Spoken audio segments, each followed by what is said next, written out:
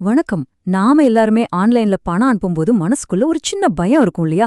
அந்த பயத்தை கொஞ்சம் குறைக்கிறதுக்காக ஆர்பிஐ ஒரு சூப்பரான விஷயத்த கொண்டு வந்திருக்காங்க. டிஜிட்டல் திருடுல பணத்தை இழந்தவங்களுக்கு இது ஒரு பெரிய நிம்மதி பெருமூச்சுன்னே சொல்லலாம். வாங்க அது என்னன்னு விரிவா பார்க்கலாம்.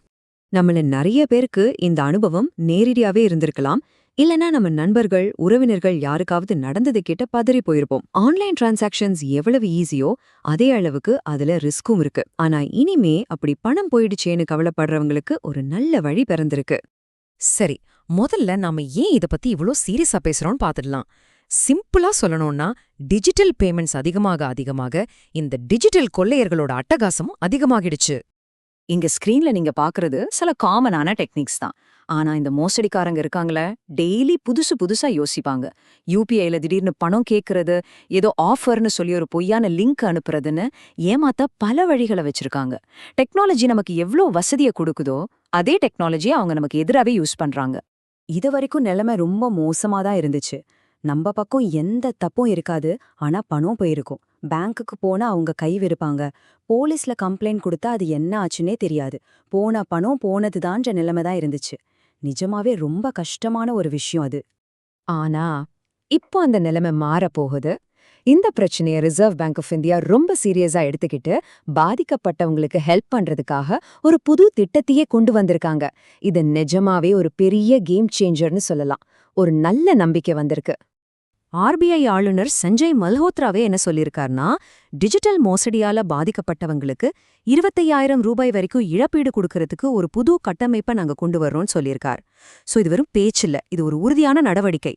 ஓகே, இப்போ விஷயத்துக்கு வருவோம்.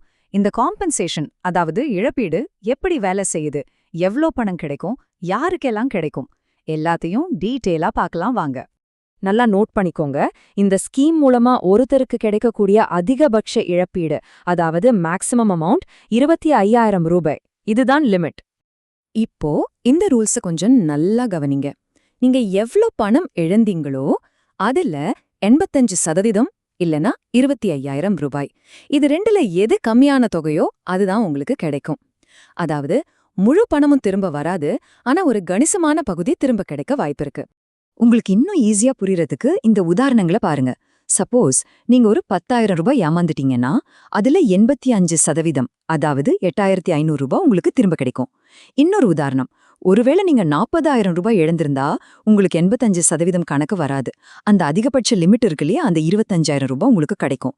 சிம்பிள் கால்குலேஷன் தான். அப்போ இது யாருக்காகன்னு கேட்டீங்கன்னா, ஆர்பிஐ ரொம்ப தெளிவா இருக்காங்க. பெரிய பெரிய மோசடிகளை விட இந்த மாதிரி சின்ன சின்ன அமௌண்ட்டை இழந்துட்டு என்ன பண்றதுன்னு தெரியாம நிக்கிற சாதாரண மக்களுக்கு ஒரு உடனடி ஹெல்ப் பண்ணணுங்கிறது தான் இந்த திட்டத்தோட முக்கிய நோக்கமே. சரி, இந்த பணத்தை கிளைம் பண்றதுக்கு நாம என்ன பண்ணணும்? சில முக்கியமான ஸ்டெப்ஸ் இருக்கு. அத நாம கரெக்டா, முக்கியமா ரொம்ப வேகமா பண்ணணும். அது என்னன்னு இப்ப சொல்றேன். ஃபர்ஸ்ட், பணம் போன அடுத்த செகண்ட் உங்க பேங்க்குக்கு ஃபோன் பண்ணி இந்த மாதிரி டிரான்சாக்ஷன் நடந்திருக்குன்னு சொல்லணும். ரெண்டாவது, நேஷனல் சைபர் கிரைம் ரிப்போர்ட்டிங் போர்ட்டல்னு ஒன்று இருக்கு. அதுல ஆன்லைன்லயே ஒரு ஃபார்மல் கம்ப்ளைண்ட் ஃபைல் பண்ணணும்.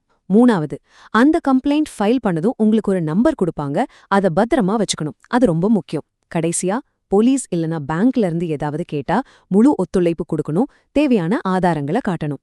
நான் திரும்பவும் சொல்றேன், இதுல ரொம்ப ரொம்ப முக்கியமான விஷயம் டைமிங் தான்.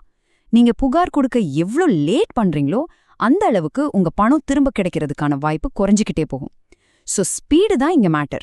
இந்த இழப்பீடுங்கிறது ஒரு சேஃப்டி நெட் மாதிரி, அதாவது கீழே விழுந்தா தாங்கி பிடிக்கிறதுக்கு. ஆனா விழாம இருக்கிறதுன்னு புத்திசாலித்தனம். சோ எப்படி இந்த மோசடியில சிக்காம நம்மள நாமே பாதுகாத்துக்கிறதுன்னு இப்ப பார்க்கலாம். இதெல்லாம் கோல்டன் ரூல்ஸ் மாதிரி. நம்பர் 1, உங்க ஓடிபி, பின் நம்பர், பாஸ்வேர்ட் இதையெல்லாம் யாருக்கிட்டையும் ஷேர் பண்ணவே பண்ணாதீங்க. ரெண்டாவது, தேவையில்லாத சந்தேகமா வர எந்த லிங்கையும் கிளிக் பண்ணாதீங்க.